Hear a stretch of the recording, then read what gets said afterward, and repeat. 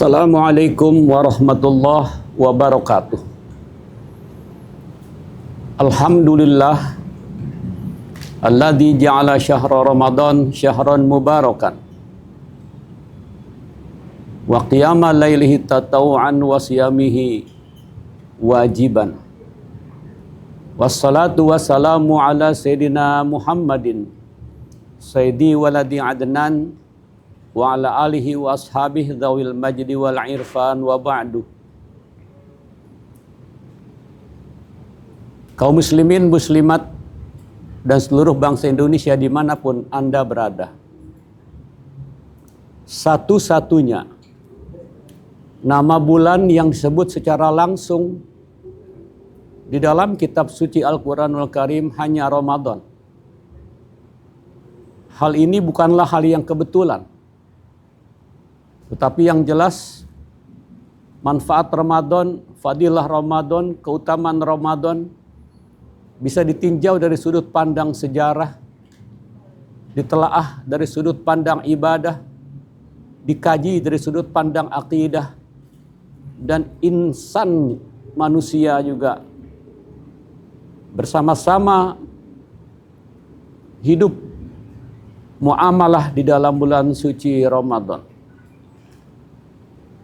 Dalam sudut pandang sejarah saja, keberkahan Ramadan telah menyampaikan bangsa Indonesia ini pada pintu gerbang kemerdekaan. Karena 17845 itu sesungguhnya bertepatan dengan 9 Ramadan, hari Jumat saat itu bangsa Indonesia menyatakan kemerdekaannya. Artinya secara jujur harus kita katakan bahwa semangat Ramadan yang menghantarkan bangsa ini merdeka. Semangat Ramadan pula yang menghantarkan bangsa ini mendapatkan karunia dari Allah Subhanahu wa Ta'ala. Kemudian untuk kota Jakarta yang wajib kita jaga bersama ini, kita sama tahu bahwa Jakarta didirikan 22 Juni 1527 oleh dua ulama besar, Sunan Gunung Jati atau Syarif Hidayatullah dan Fatahillah atau Falatehan. Kedua tokoh, kedua ulama ini mengusir penjajah dari Indonesia, dari Jakarta, Portugis, dan merubah nama Sunda Kelapa pada nama Jayakarta atau Jakarta. Secara seluruh saya katakan Jakarta ini ada dalam Quran. Bani Israel 46. Meskipun tentunya bukan yang dimaksud kota Jakarta, tapi nama Jakarta itu ada. Yang berbunyi Bismillahirrahmanirrahim. Wa idza dzakarta rabbaka fil Qur'ani wahdah walau ala adbarihim nufura.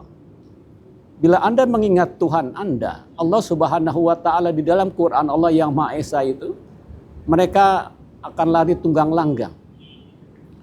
Nah, 22 Juni 1527 bertepatan dengan tanggal 22 Ramadan 933. Artinya Jakarta juga didirikan dengan semangat Ramadan. Lalu seorang Tariq bin Ziyad menapakkan kaki di Selat Gibraltar, Andalusia, itu pada bulan suci Ramadan. Yang tahun berikutnya dapat mengalahkan Raja Frederick itu pada bulan suci Ramadan. Kemudian keutamaan Ramadan juga dari sudut pandang sejarah ini kita tahu. Dalam peperangan Badar, hari Jumat saat itu, kaum muslimin hanya 313 mengalahkan orang kafir 1000 orang. Dan itu dengan semangat Ramadan dapat dilumpuhkan dan kemenangan ada di pihak kaum muslimin. Artinya jangan dijadikan Ramadan untuk bermalas-malasan. Ini syahrul jihad, bulan untuk kita meningkatkan semangat juang dalam berbagai macam aspek kehidupan. Lalu keutamaan Ramadan ditinjau dari sudut pandang akidah. Kitab-kitab samawi semuanya turun dalam bulan suci Ramadan. Tentunya dalam tahun yang berbeda-beda. Terakhir tentunya Al-Quranul Karim. Ya. Nah karena itu semangat inilah sekali lagi Ramadan dengan segala keutamaannya, Ramadan dengan segala keceriaannya, Ramadan dengan segala dinamikanya memberikan satu kontribusi kesehatan buat kita. Ketiga, keutamaan Ramadan ditinjau dari sudut pandang ibadah. Dalam pidatonya dalam bulan Sya'ban itu, Rasulullah sempat menyatakan, man taqarraba fihi bi khaslatin minal khair kana kaman ada faridatan fi ma siwahu.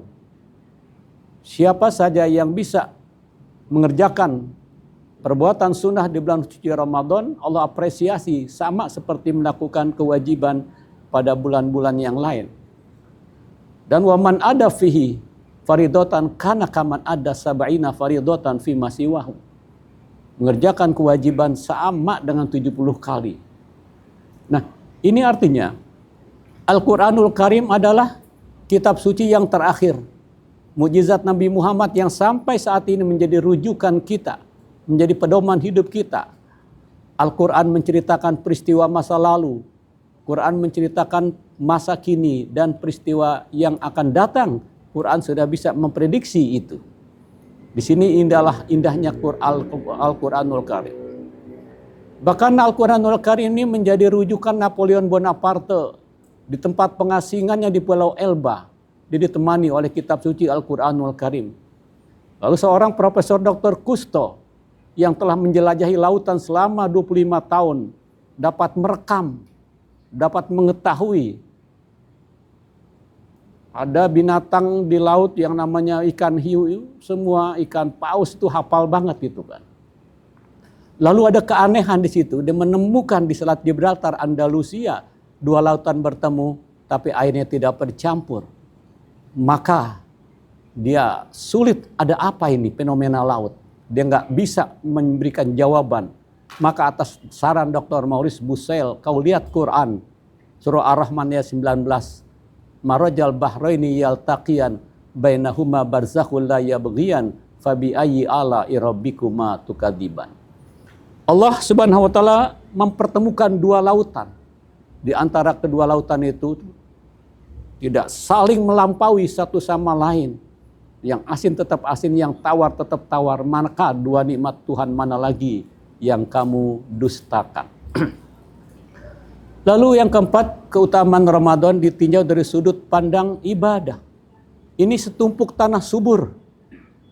Ini merupakan satu bukti nyata bahwa Islam memberikan kontribusi kepada umat manusia, bukan saja umat Islam melalui Ramadan, sehingga diuntungkan pihak-pihak lain.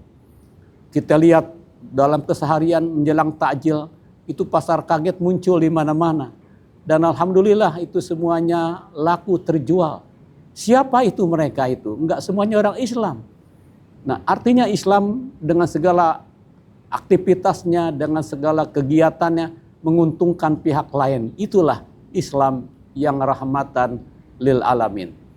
Karena itu saya mengharap jadilah kita Islam yang kafah, Islam yang paripurna. Karena maaf, saya orang kampung, kata orang kampung banyak orang Islam yang Islamnya natwin pus, sunat kawin mampus ya. Nah, oleh karena itu ini menjadi satu kerangka acuan kita berpikir.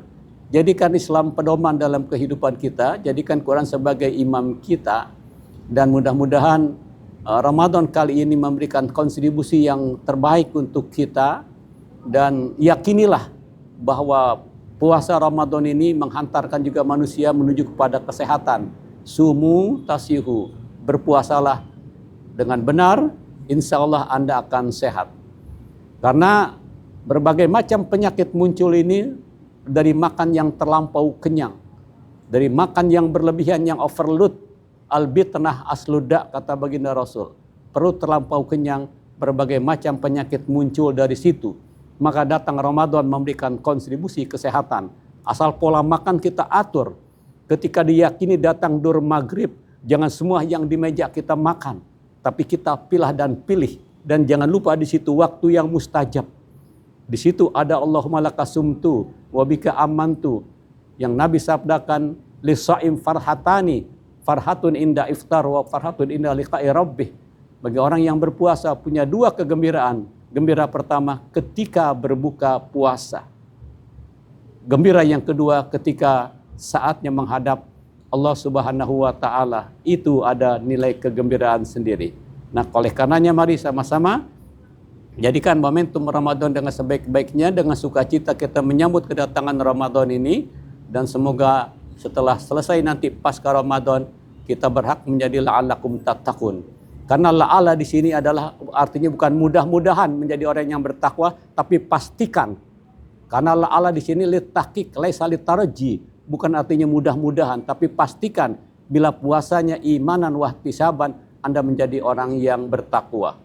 Ini saja yang dapat saya sampaikan. And last but not least, lancang kuning berlayar malam, hari gelap amatlah kelam, bila ragu terhadap Islam, iman di dada akan tenggelam. Es muda rasanya seger, tambah manis ditambahin gula. Bulan puasa jangan pada mager, ayo semangat raih pahala. Terima kasih. Billahi taufiq wal hidayah, waridho wal inayah, wallahu al muwaffiq ila aqwamit thariq. Assalamualaikum warahmatullahi wabarakatuh.